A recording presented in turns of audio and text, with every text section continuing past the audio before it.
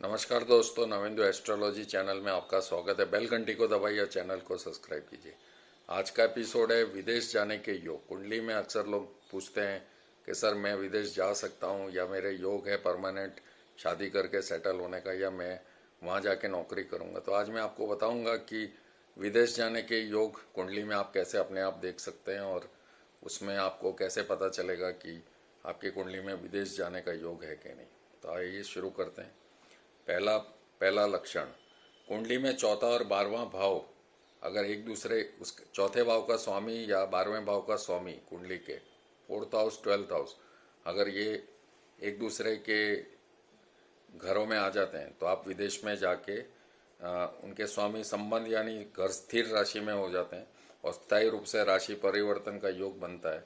तो ये पाप ग्रह होने चाहिए। चौथे भाव में राहु है और 12वें घर में अगर शनि है, या के क्या बोलते हैं सूर्य मंगल, कोई भी एक ग्रह है, तो 12वें का स्वामी चौथे में, चौथे का स्वामी 12वें में, तो आप फॉरेन में जाके सेटल हो जाएंगे। ये सबसे प्रबल योग बनता है। उसकी दृष्टि भी अगर पड़ जाती है तो भी ये चीज़ हो जाती है। तो आपका दशा अच्छी होनी चाहिए। ऐसा नहीं है कि कुंडली में अगर ये योग बन रहा है, जैसे चौथे का स्वामी 12वें में, 12वें का, तो मैं फॉरेन जाऊंगा, ऐसा नहीं है। उसकी दशा अगर अच्छी है और वो ज़्यादा पीड़ित नहीं है या 0 डिग्री का नहीं है तो ये प्रबल होता है। क्योंकि लोग अक्सर ये नहीं बताते, बस बोल देंगे आपके तो गज केसरी योग। ऐसा नहीं होता। कुछ भाव में गज केसरी योग काम भी नहीं करता। तो वैसे ही फोर्थ हाउस और 12th हाउस का लॉर्ड इंटरचेंज होता है, तो उसमें चौथे हाउस में जितने पाप ग्रह होंगे उतना ही आपको फॉरेन ले जाएंगे। लेकिन अगर वो बलहीन है, 0 है, 3 डिग्री 2 डिग्री के हैं, और उनके ऊपर कोई शुभ ग्रह की दृष्टि पड़ गई, या ग्रस्त देने वाला गृहस्थी वाला भी कलेश का ही कोई प्लानट है, तो नहीं होगा। सप्तम और 12वें भाव का स्वामी संबंध व्यक्ति को शादी करके विदेश में सेटल करवाता है। यानी फोर्थ हाउस 12th हाउस का अगर संबंध बनता है तो वो शादी करके वहाँ सेटल हो जाता है। फिर 5वां और 12वें भाव की बात करें, 5वां और 12वें भाव के स्वामी के संबंध अगर बनते हैं ग्रहों के, तो व्यक्ति को विदेश से व्यापार या नौकरी के रूप में उसे वो विदेश ले जाता है। चतुर और 9th हाउस का अगर कोई संबंध बनता है, चतुर और 9th हाउस का कोई संबंध बनता है, तो पिता के व्यापार के संदर्भ में वो आदमी फॉरेन जाके काम करता है, वापस आता है, पर वहाँ सेटल नहीं होता। हाँ, 9th हाउस भी एक सेटलमेंट का बहुत बड़ा योग होता है। लेकिन जिनके खुद के बिजनेस हैं, या तो वो शायद ऐसा भी करते हैं, वहाँ भी रहें और यहाँ भी रहें, तो उनका ये योग बनता है। 10वें और 12वें भाव का स्वामी का संबंध अगर बनता है विदेश के लिए, तो विदेश से व्यक्ति को नौकरी का अवसर अच्छा मिलता है, और वो वहाँ जाके पहले पढ़ाई करता है और फिर वहाँ जाके उसे एक अच्छी नौकरी देता है। 9th हाउस और 12वें भाव का संबंध व्यक्ति को व्यापार या धार्मिक यात्रा के लिए विदेश की यात्रा करवा सकता है। यदि यदि चंद्रमा 12वें भाव में हो तो विदेश यात्रा या विदेश से जुड़कर आपकी रोजी रोटी या आपकी इनकम का साधन बनेगा। चंद्रमा यदि कुंडली के 6ठे भाव में हो तो विदेश यात्रा या विदेश से जुड़कर आजीविका का योग भी बनेगा। तीसरा भाव छोटी यात्राओं का होता है, तो जिनका तीसरे घर में अगर चंद्रमा है तो वो छोटी यात्राएं फॉरेन की बहुत करेंगे, पर वहाँ सेटल नहीं होंगे। राहु और चंद्रमा का योग किसी भी भाव में जातक को अपनी दशा में विदेश या जन्म स्थान से दूर ले जाता है। यानी राहु और चंद्रमा की अगर आपकी युति है किसी भी घर में, तो आप ये देख सकते हैं कि वो चीज़ें बहुत आपको एक बार फॉरेन ट्रैवल तो करवाएगा। देखिए, बेसिकली कुंडलियों में बहुत बुक्स में अलग अलग बातें बताई गई हैं।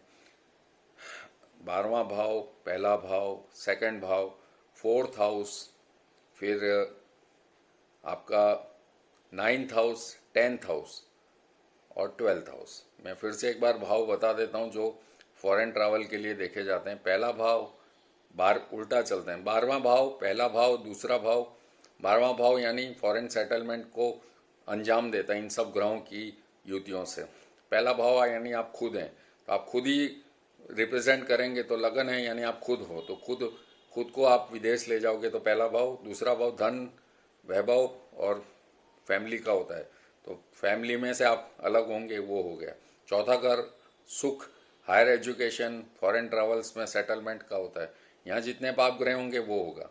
तो फिर नौवां घर जो कि बिजनेस का भी होता है, फॉरेन सेटलमेंट का भी होता है, और गुरु का भी उच्च का घर होता है, तो वहाँ से।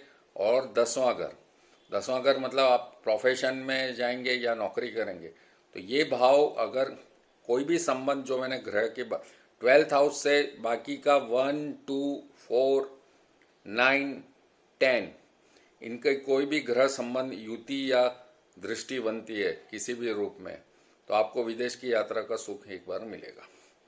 ये डिपेंड करता है कि उस कुंडली में कौन से नक्षत्र में है, कौन से डिग्री पे हैं, क्या दशा चल रही है, क्योंकि दशाएं भी बहुत मेन इंपॉर्टेंट होती हैं। ऐसा नहीं है कि अभी आपने देखा अरे मेरे फॉरेन योग है, लेकिन आपको ले जाएगा वो उसी दशा में। जब वो 12वें घर का स्वामी की दशा आएगी या उसकी दृष्टि 4th हाउस पे पड़ेगी या 2nd पे पड़ेगी या 1st पे पड़ेगी, जैसे ग्रहों की दृष्टि का वहाँ प्लेसमेंट होता है, तब जाके विदेश का योग या फॉरेन सेटलमेंट होता है।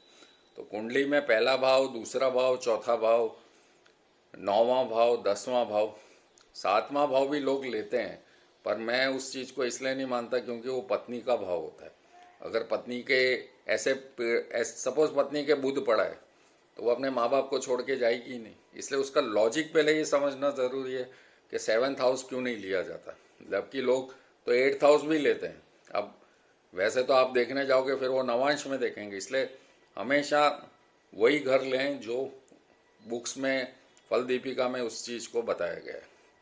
लोग अपना एस्ट्रोलॉजी एक डिस्प्यूटेड सब्जेक्ट है, उसमें अपनी मनमानी के तथ्य लगाते हैं, लेकिन जो फल दीपिका या पुरानी पराशरी की जो ट्रू एस्ट्रोलॉजी होती है, उसमें वही भाव का मेंशन है जो सच में विदेश से जुड़ा होता है।